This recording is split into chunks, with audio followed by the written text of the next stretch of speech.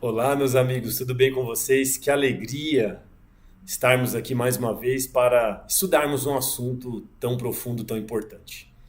Antes de iniciarmos, eu gostaria de desejar aqui as boas-vindas aos novos inscritos do canal. Como eu estou feliz! Um abraço à missionária Thelma, bem-vinda, missionária. A todos os inscritos, não somente a missionária Thelma, mas o meu abraço especial. Alguns vieram Alguns vieram porque tiveram contato com o vídeo resposta que eu fiz, outros vieram pelo vídeo Sucesso Espiritual. Logicamente, os inscritos, as pessoas têm perfis diferentes e gostam de temas diferentes, e aqui eu vou sempre tentar tratar dos assuntos os mais diversos possíveis.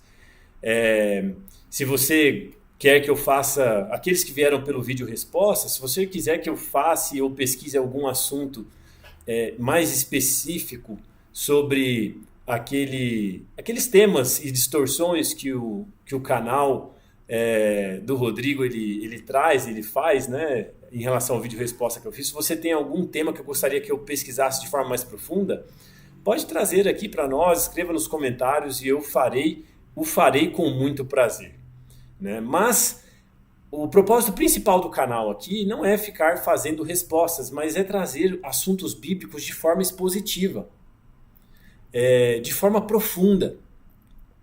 E esse vídeo aqui de hoje, eu estou regravando ele, porque eu perdi quando eu troquei o nome do canal, troquei de canal, eu perdi, então eu vou regravar esse vídeo aqui, como estou fazendo agora.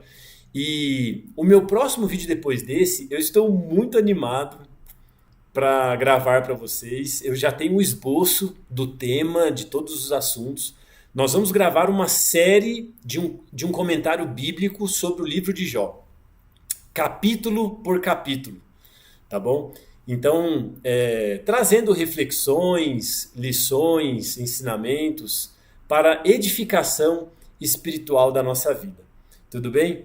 Então, bom, eu espero que você se sinta muito bem aqui entre nós. Eu sempre vou trazer um esboço no início de cada vídeo, porque nem todo mundo tem interesse em todos os assuntos. Então eu vou trazer sempre um esboço. Se você tiver interesse, você pode assistir o vídeo completo. Tá bom? Hoje nós vamos tratar sobre a conexão de Daniel 8,14 com a profecia das 70 semanas de Daniel capítulo 9.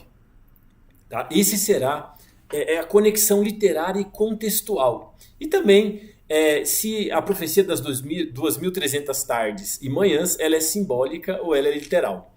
Esses serão os dois fundamentos, o principal tema, né, os principais temas do vídeo de hoje.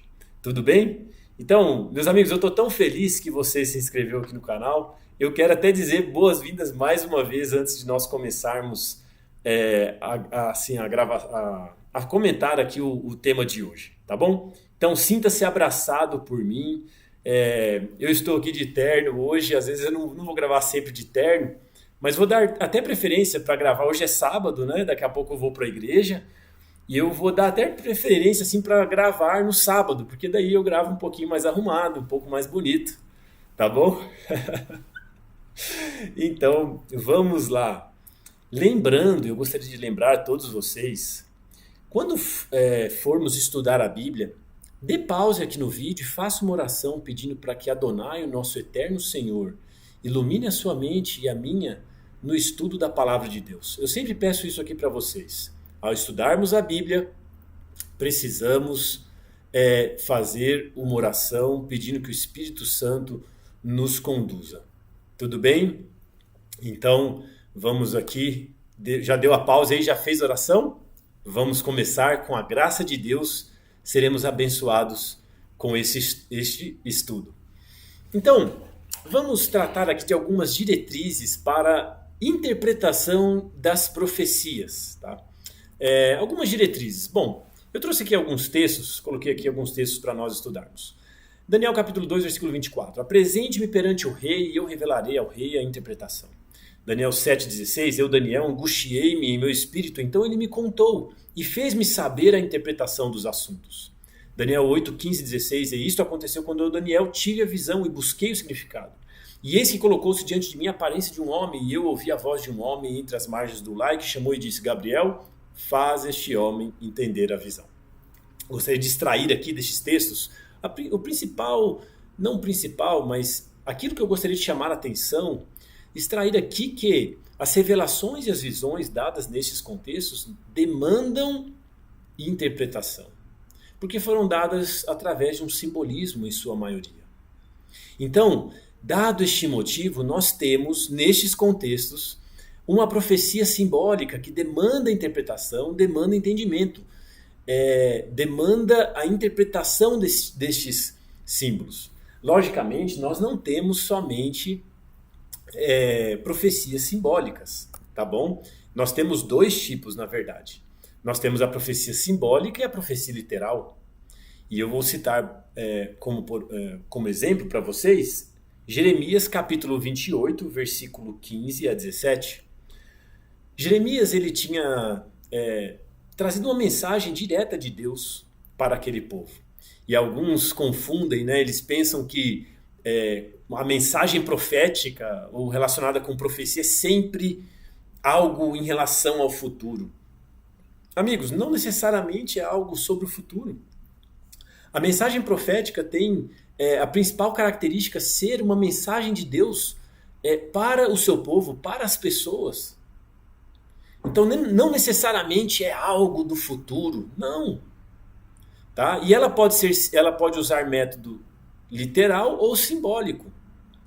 Então a principal característica é que é uma mensagem dada por Deus.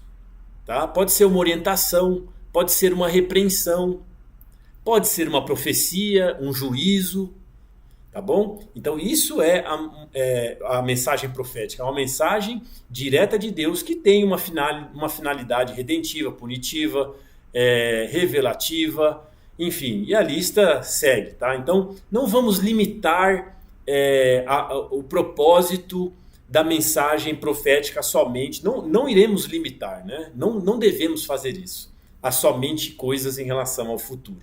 Tudo bem? Bom, então nós temos aqui em Jeremias capítulo 28, versículo 15 a 17, um exemplo de uma profecia literal. Tá bom? Está escrito assim: Então disse o profeta Jeremias ao profeta Hananias: Ouve agora, Hananias, o Senhor não te enviou, porém tu fazes este povo confiar em uma mentira. Portanto, assim diz o Senhor: Eis que te expulsarei da face da terra. Este ano tu morrerás, porque ensinaste rebelião contra o Senhor. Assim o profeta Hananias morreu no mesmo ano, no 7º mês. Então, meus amigos, é muito interessante essa história. O profeta Jeremias ele trouxe a palavra de Deus para aquelas pessoas e se levantou o profeta Hananias, o profeta falso, né? O profeta falso Hananias se levantou e falou algo diferente daquilo que Jeremias tinha revelado ao povo, para enganar o povo. E então Deus falou: vai lá, Jeremias, fala para ele isso, isso, isso. Né? E Jeremias então trouxe um juízo, revelou aquele profeta falso a palavra de Deus que Deus tinha falado para ele dizer ao profeta Hananias, né? Ao profeta falso. E ele morreu. Né? Então foi uma profecia, uma mensagem profética, uma profecia que foi literal. Né? Não teve simbolismo. Falou: olha, você vai morrer, porque você está falando em nome de Deus, mas Deus não está falando por você. Tá? E devido a esse delito, esse pecado seu, você vai morrer. Expulsarei da face da terra. Este ano ainda tu morrerás, Hananias, porque ensinaste rebelião contra o Senhor. Então, seguindo aqui, quando nós estudamos uma profecia simbólica, bom, a principal característica são os símbolos, evidentemente. E um outro princípio para nós estudarmos profecias simbólicas é seguir a interpretação já revelada, tá bom? Então, por exemplo, tem um texto que eu coloquei aqui, ele está meio apagado, deixa eu ver se eu consigo aproximar ele para vocês. Consegui, tá vendo aqui? Isso aqui é no livro do Desmond, ele diz assim, eu vou até deixar a tela, deixa eu ver se eu consigo deixar só a tela, para vocês lerem melhor.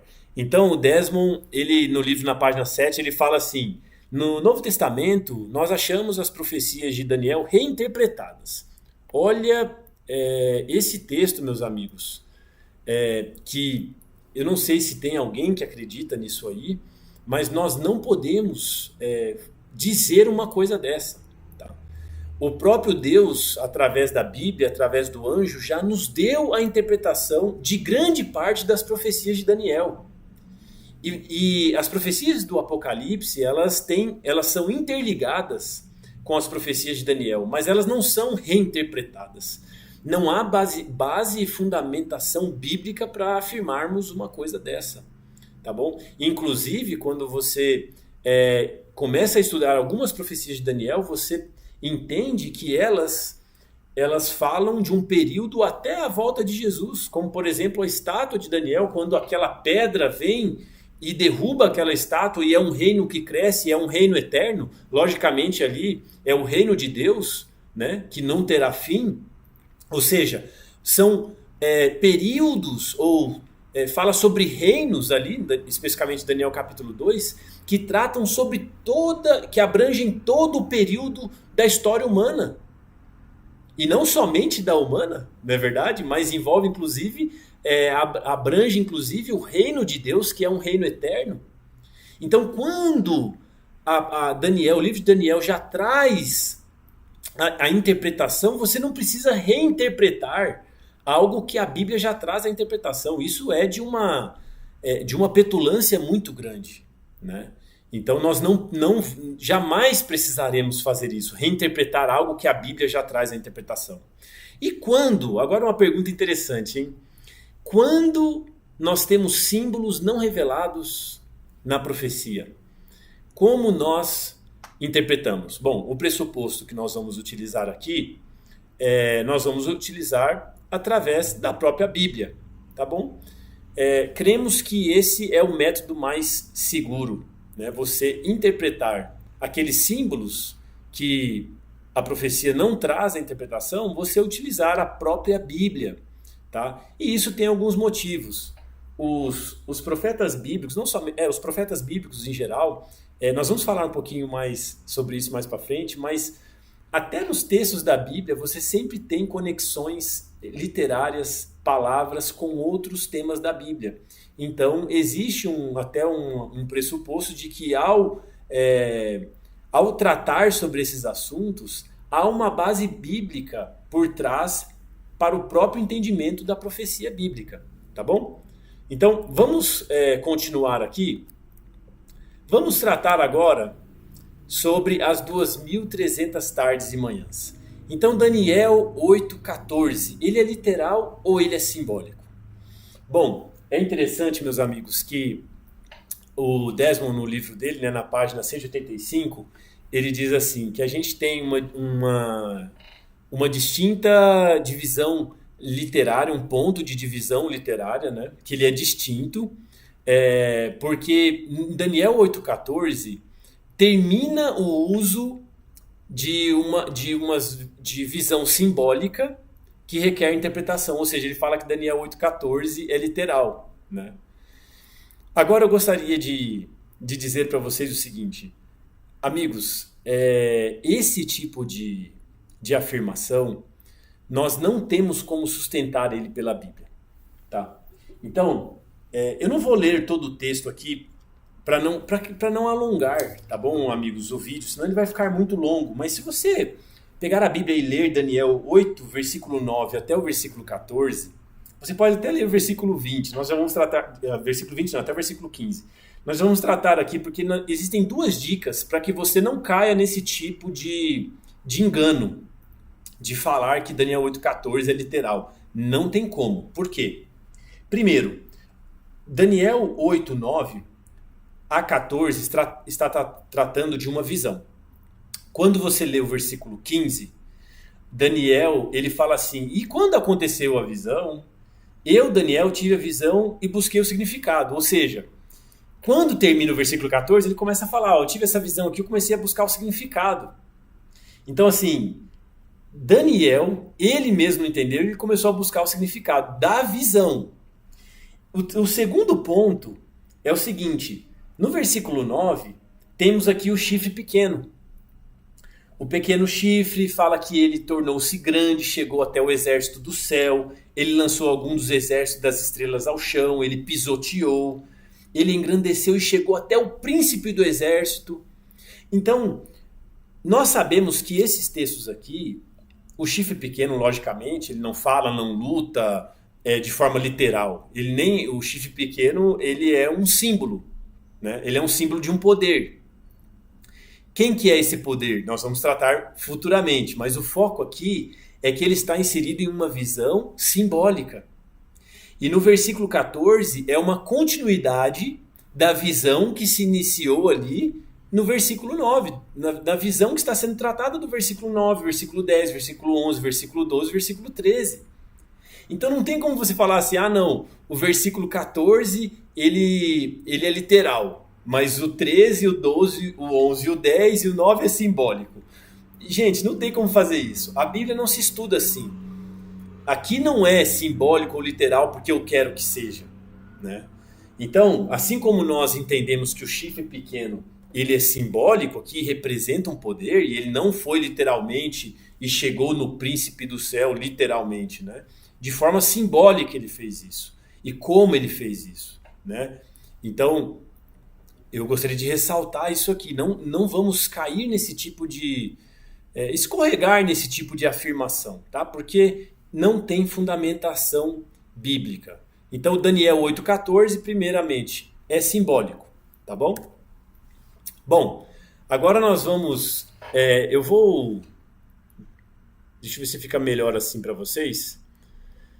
Fica melhor assim para minha cara não ficar cortada. É o seguinte, meus amigos. Nós vamos começar aqui o estudo que é o principal propósito deste vídeo. Mas antes, deixa eu compartilhar com vocês. Eu tô com saudade de olhar para vocês.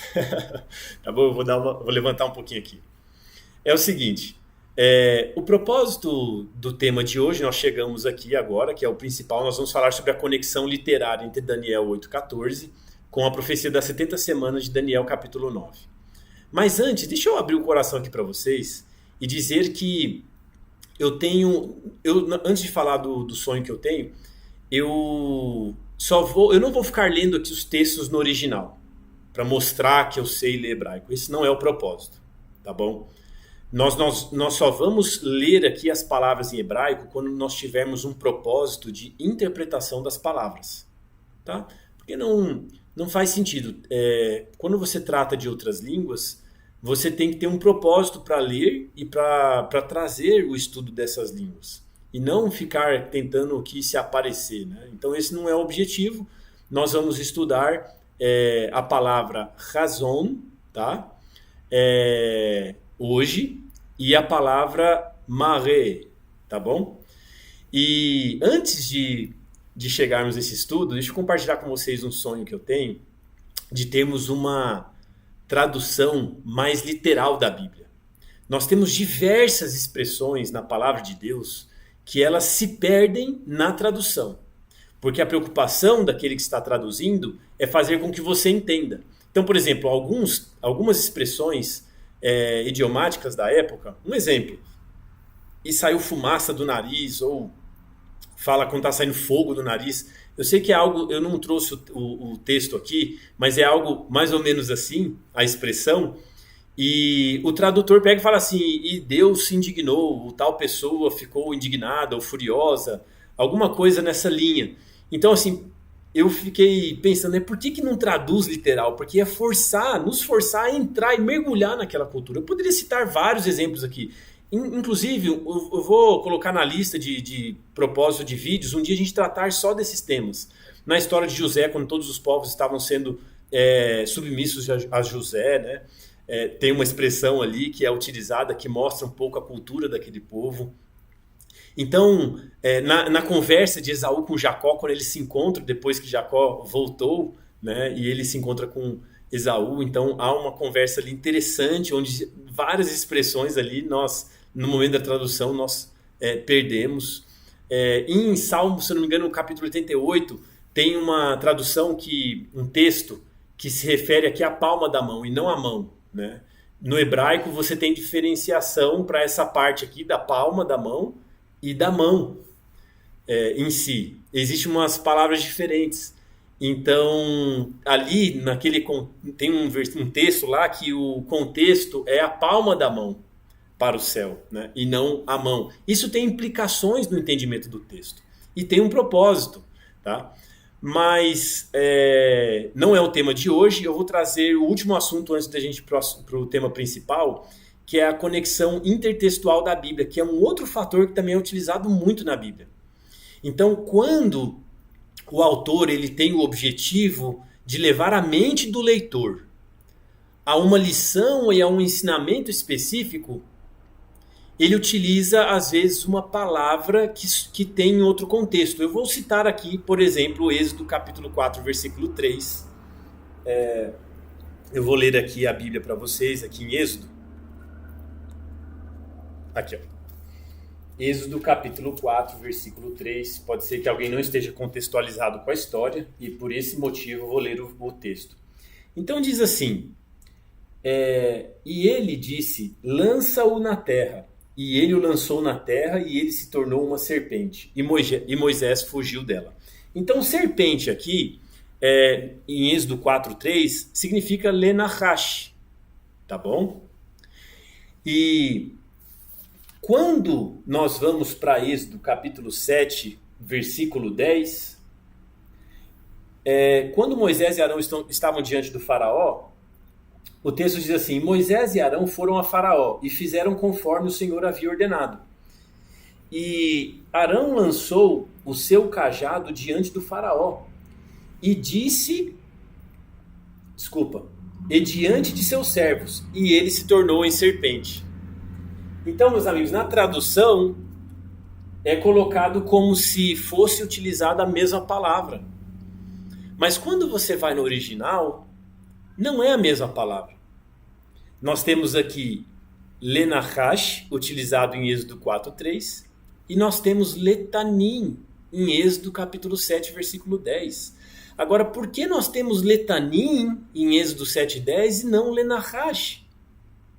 Eu concordo com você que era uma cobra, realmente, mas o autor, ao ele colocar Letanim, ele quis levar a mente do leitor para a história da criação, que é onde nós achamos essa palavra Letanim, para que pudesse nos ajudar a entender que o que estava acontecendo ali naquele contexto é que, na verdade, os feiticeiros do faraó não criaram serpentes, amigos. Eles usaram de feitiçaria. E por que nos remete à nossa mente, o autor quis remeter à nossa mente a história da criação? Porque somente Deus tem o poder de criar a vida. E é por isso, amigos, que ele escreveu Letanim, para que lembrássemos naquele contexto que só há um Criador da vida. Somente Deus tem o poder de criar a vida. Mais nenhum outro. E hoje nós temos pessoas, né, que acreditam que anjos se transformaram em homens e fizeram sexo com mulheres para gerar vida. Amigos, isso não tem fundamento bíblico nenhum. Porque somente um pode criar a vida, que é Deus. E não vou tratar me aprofundar nesse assunto dos anjos aqui, mas os anjos são diferentes dos homens, a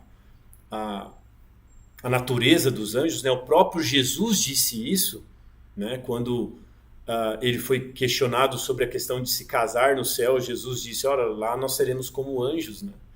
Então, a construção, a matéria dos anjos é diferente da matéria do ser humano, e somente Deus pode gerar a vida, e Deus deu esse presente para o ser humano. Nós geramos vida, mas sempre pelo poder de Deus, que é o Criador e o originador da vida. Então somente Deus, meus amigos, pode criar a vida. E eu gostaria de dizer aqui para vocês, não somente isso, mas como diz a própria Bíblia, Deus é o único também que, por exemplo, nós podemos tirar lições. Deus é o único que pode nos dar vida espiritual. Como diz o salmista, cria em mim, ó Deus, um coração puro e um espírito reto. Porque somente Deus, meus amigos, é capaz de criar em nós um coração puro, um coração reto, um coração honesto. Um coração que anda na verdade, que caminha na palavra de Deus, que faz as coisas da forma correta. E outras coisas que somente Deus pode fazer é proteger você e a mim do mal. O livro de Tiago diz que aquele que é de Deus, o maligno não lhe toca. Nós não precisamos temer o mal, não precisamos temer o inimigo, a não ser que nós estejamos vivendo com o inimigo. Aí a gente tem que temer ele mesmo, né? Se nós não estamos vivendo com Deus, aí nós temos que temer. Mas para aqueles que são de Deus, para aqueles que vivem os mandamentos de Deus, para aqueles que guardam as promessas de Deus e obedecem a Deus, esses não têm com o que se preocupar. Hoje, na nossa sociedade, há um grupo de pessoas que gostam de ficar postando as promessas de Deus, mas eles não querem obedecer os Deus das promessas. Eles gostam da mensagem positiva da Bíblia, da mensagem que traz ânimo, que traz promessas, da mensagem que nos eleva da Bíblia. Mas eles se recusam a obedecer ao Deus das promessas. E amigos, nós vemos que esta questão para sermos de Deus, quando você estuda a Bíblia, essa mensagem está conectada. Você precisa ser obediente a Deus. Você precisa servir a Deus de todo o seu coração, de toda a sua alma. Hoje há um evangelho sendo pregado, que é o evangelho que chega para te salvar, mas que não te transforma. O evangelho da Bíblia, amigos, ele transforma a sua e a minha vida. Então, nós temos essa lição, primeiro, que só Deus pode criar a vida. E segundo, terceiro e outras lições que a gente trouxe, somente Deus pode criar a vida espiritual. E somente Deus pode nos proteger do mal. No mundo espiritual há uma guerra, amigos, entre o mal e o bem. E como eu falei em outros vídeos, o mal não é a ausência do bem. O mal existe e ele luta contra o bem. Tá bom? Mas vamos voltar aqui para o principal tema do nosso estudo. Então, Daniel 8, versículo 1. E eu faço a ressalva aqui para vocês que essa tradução foi eu que fiz, mas vamos de uma nota de 1 a 5, sendo que 5 seria a melhor tradução, a mais literal, na minha perspectiva, que eu gosto muito de uma tradução literal. Ela não está no seu melhor nível, ela está no nível 3, tá bom? Eu sou um estudante, ainda um pesquisador, tem muito espaço ainda para crescer, eu vou chegar lá, tá? Estou no caminho. Então, caso tenha algum equívoco aqui, mas você pode conferir com a Bíblia, não há nada aqui diferente com alguma tradução que você tenha, não há nada diferente que traga algo novo, tá bom? É tudo de acordo com a tradução que você já tem aí, a mensagem é a mesma. É que eu realmente valorizo muito a tradução muito literal. Eu amo ver a tradução literal, as redundâncias, a ênfase, a intensidade e a forma como que era escrita a língua hebraica, né? Tem a aliteração também, que são as rimas, os paralelismos, enfim, mas isso é um outro tema, a gente estuda mais para frente.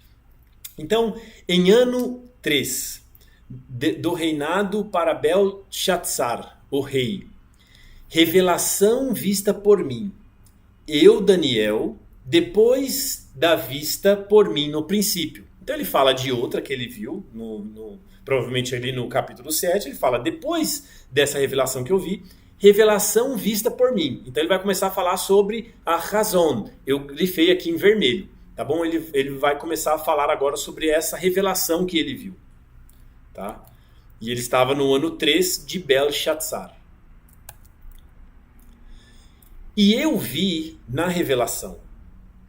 E aconteceu em que eu vi e eu estava em Xuxã, o palácio da província de Elão.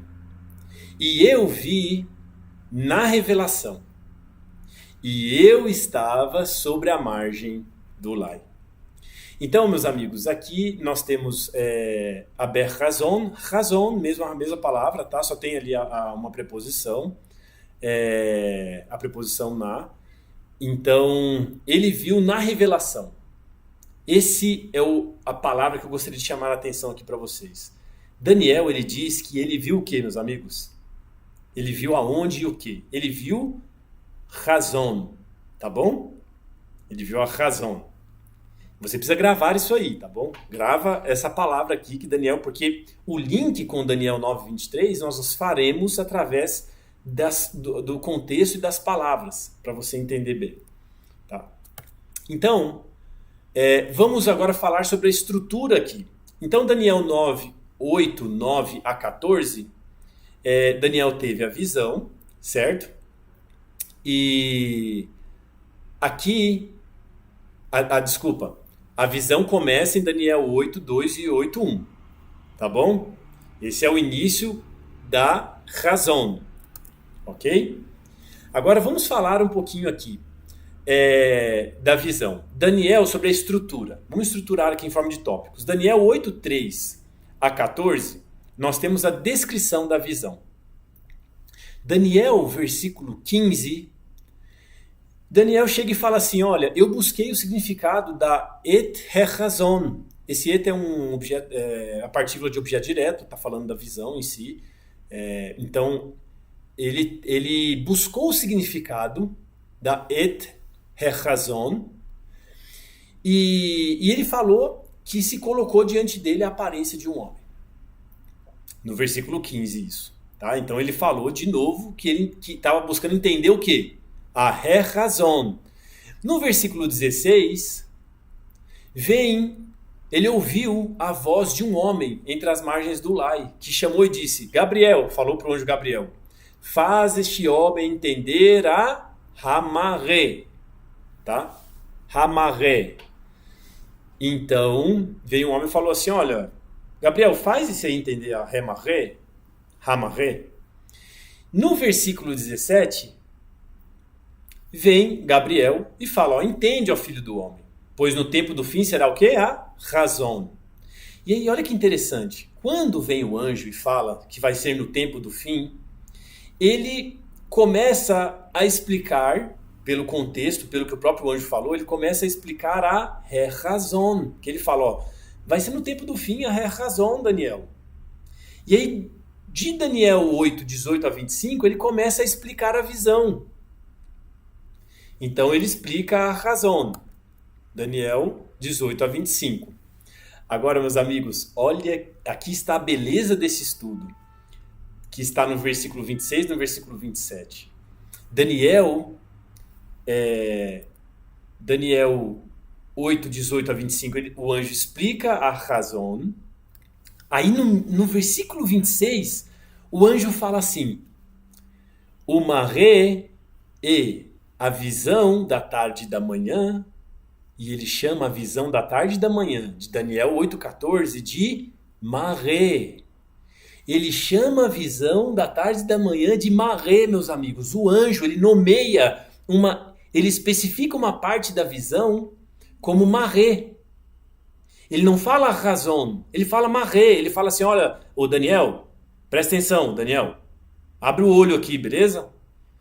A visão de Daniel 8:14, a visão da tarde e da manhã, e aí eu estou parafraseando, né, para você, olha aqui, meu amigo, a visão da tarde e da manhã, verdade, ela é verdadeira, ela é verdade, a visão que foi contada. E o anjo chamou ela de maré.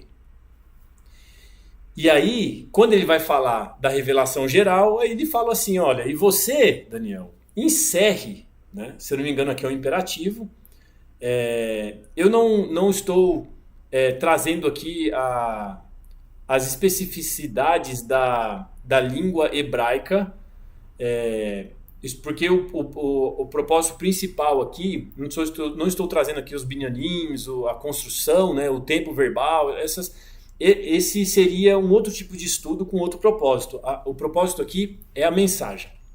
é o conteúdo, tá? Então, e aí ele diz assim, encerre a revelação, no sentido geral, encerra tudo aí, Daniel, tá? Mas ele lembrou no versículo 26 que a maré da tarde e da manhã é verdadeira. Agora, meus amigos, vocês se lembram que Daniel, no versículo 15, ele diz que ele não entendeu a razão? Olha que interessante. Após o versículo 26, quando o anjo nomeia a maré, ele nomeia a visão da tarde e da manhã, olha o que Daniel fala no versículo 27. E eu, Daniel, aconteceu de adoecer-me dias, e eu levantei e fiz os trabalhos do rei, e desolei-me. E aqui, se não me engano, está na voz ativa, ele estava desolado, ele estava, e é no Binyanim, de intensidade, intensivo. E Daniel estava desolado, meus amigos. E ele estava desolado sobre a visão. E qual visão que ele fala? No versículo 15 ele fala que não tinha entendido o que é a razão. Mas agora, depois que o anjo falou que a visão da tarde e da manhã era maré, Daniel vem e fala o quê? Eu não entendi a maré, meus amigos. Olha que coisa bonita, né? Estudar a Bíblia. Daniel não entendeu a maré. E é lógico, né? O anjo já tinha explicado a razão do versículo 16 ao 25. O anjo tinha explicado. Então é lógico que ele estava desolado porque ele não entendeu a maré. Porque o anjo explicou a razão para ele. Isso é só um segundo motivo, né? A gente tem a questão contextual literária e nós temos a questão... São três coisas, né? A questão das palavras, a questão literária, a questão contextual, conforme a gente estudou aqui. E nós temos a questão do contexto, que é óbvio, né? Porque o anjo explicou a razão para ele. E aí falou, ó, a visão da tarde, a maré da tarde e da manhã, ela é verdadeira, viu, Daniel? E Daniel vem e fala no versículo 27, e eu não entendi a maré. Então, meus amigos, agora, quando nós vamos para Daniel 9:23, por mais que tenham se passado muito tempo, e o que Daniel não tinha entendido era a maré, Daniel 9:23 diz assim, no início das tuas súplicas veio a ordem, e eu venho para mostrar-te, pois tu és grandemente amado. Portanto, entende a questão e considera o quê? A bamaré. Esse ba aqui, esse ba aqui é uma preposição, tá? Não precisa considerá-la ali, mas a palavra aqui é maré, tá bom? Então, o anjo vem... Daniel, vamos voltar aqui e fazer um resumo. Daniel 8:15, não entendi a razão. Daniel 8:26, o anjo fala assim, amarré, o anjo explica a razão para ele e termina falando assim, amarré da tarde e da manhã é verdadeira, Daniel. Aí Daniel vem no 8:27 e fala assim, eu não entendi amarré agora, anjo, me explica. Daniel 9:23, o anjo vem e fala assim, Daniel, entende amarré, tá bom? Então, amigos, eu acho muito bonito, eu acho gostoso estudar a Bíblia, eu me sinto muito abençoado com o estudo da Palavra de Deus. E essa é a conexão literária e contextual de Daniel 9:23 com Daniel 8:14. Tá? E agora nós vamos terminar aqui, vamos concluir o nosso estudo refletindo. As 2.300 tardes e manhãs, elas são literais ou simbólicas? Bom, há um grupo de pessoas que diz que é literal e que tarde e manhã se refere a 12 horas. Né? E por ser literal, 12 horas seria metade de 2.300 dias, então dá 1.150 dias. Amigos, eu vejo isso muito acontecendo hoje em dia. Pessoas que interpretam a Bíblia, são dois pontos que eu gostaria de trazer aqui para você, que são atos falhos no momento de você estudar a Bíblia. Algumas pessoas... elas querem estudar a Bíblia avaliando as coisas que estão acontecendo na atualidade, na sociedade. E elas pegam e aplicam essas coisas para o texto bíblico. Tá? Então teve a estátua lá, não sei se não me engano, da ONU, que o pessoal ficou relacionando, né? Oh, mas olha, a estátua é igualzinha à estátua aqui da Bíblia, então é essa. Eles são isso aqui que a Bíblia está dizendo. Isso é você pegar, é você... escolher os elementos em qual você vive e você tenta empurrar no texto. tá? Isso é um erro que é feito com frequência, né? Eu já ouvi outras pessoas falando, não, porque Deus virá destruir os que destroem a terra, então o gás carbônico, né? Olha aí, é o cumprimento profético, né? Isso é uma barbaridade que a gente faz, que as pessoas fazem com o texto bíblico. Por quê? Porque eles não interpretam o texto pela cultura, pela forma que ele foi escrito, pelo objetivo pelo qual foi escrito, nem interpretam pela própria Bíblia, né? Alguns parecem até olhar os filmes de Hollywood e ler a Bíblia depois, né? Porque são interpretações totalmente distorcidas e isso não faz sentido nenhum. E um segundo erro é você tratar algo que é simbólico de forma literal e algo literal de forma simbólica. Isso é feito com grande recorrência por várias pessoas. Então, os 1150 dias, primeiro, por que ele não tem base escriturística? Primeiro, porque nós já vimos que esse texto é simbólico, né? Ele está inserido num contexto de visão, num contexto do chifre pequeno, então nós sabemos que ele é simbólico. E ainda que se ele fosse literal, ainda que fosse, não tem como você interpretar como 1150 dias. Eu coloquei aqui essa palavra Erev Boker. Erev Boker, e eu coloquei aqui a semelhança com a descrição que nós vemos no Gênesis. No Gênesis nós temos, né? E foi o primeiro dia, e foi o segundo dia, e foi o terceiro dia, e assim vai, né? Vaihi Erev, Vaihi Boker.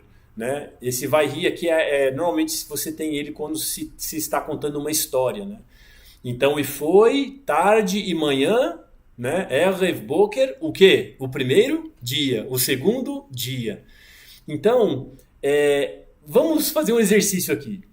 Vamos interpretar 2.300 tardes e manhãs de forma literal. Biblicamente, Erev Boker, e eu coloquei aqui, você vê que as palavras são iguais, Erev Boker é um dia de 24 horas. Então, amigos, não tem como você dizer que aqui nós temos 1150 dias. Se for literal ou simbólico, você não consegue falar que tem 1150 dias aqui. Quando nós vamos estudar a Bíblia, nós temos que fazer um estudo contextual da cultura da época para entender. E Erev Boker se refere a um dia. Então são 2.300 dias, tá? Então eu vou até dar uma sugestão. Se você quer interpretar, ainda que não tenha base bíblica, mas vamos dizer que você é um pesquisador, um estudante, você quer interpretar isso aqui como literal. Você não pode interpretar como 1150 dias, tá bom? É impossível. A não ser que você use, não sei, né? Talvez outro tipo de cultura para interpretar a Bíblia. Mas se for a cultura hebraica, que aqueles que escreveram a Bíblia, não tem como você falar que isso aqui é 1150 dias, tá bom? Então, e por que simbólico? Por que um dia para cada ano, considerando que é simbólico? Eu coloquei aqui números 14, 32 e 35, Ezequiel 4, 1 a 8, você pode estudar aí e ler, tá? Esses textos. Quando nós não temos a interpretação na profecia, nós temos que estudar através da Bíblia para achar o que pode ser, o significado de um dia na profecia simbólica. Qual que é o significado? Então, quando você faz o estudo da Bíblia, você acha que o princípio de ano, em números 14, 32 a 35, Ezequiel 4, 1 a 8, sendo um ano para cada dia. Tá bom? Então, por isso são 2.300 anos. Essa é a interpretação de uma profecia simbólica. Eu termino o vídeo aqui, amigos. Um grande abraço para vocês. Eu espero que você tenha sido abençoado com esse estudo. Eu estou muito empolgado mesmo para nós gravarmos o próximo vídeo. O esboço está pronto, vai ser sobre Jó. E tem muitas lições espirituais por vir para nós. Eu tenho sido já poderosamente abençoado com esse estudo e eu espero que você também o seja. Tá? E eu espero que o estudo de hoje tenha edificado a sua vida espiritual. Normalmente os vídeos expositivos de estudo da Bíblia eu sempre vou terminar com uma bênção, tá? E eu vou ler essa bênção aqui. O Senhor te abençoe e te guarde. O Senhor faça resplandecer o seu rosto sobre ti e tenha misericórdia de ti. O Senhor levante sobre ti o seu rosto e te dê a paz. Que Adonai esteja contigo em toda a sua vida, lhe dando graça, paz, saúde e sabedoria, e abençoando acima de tudo a sua vida espiritual. É o meu desejo e a minha oração.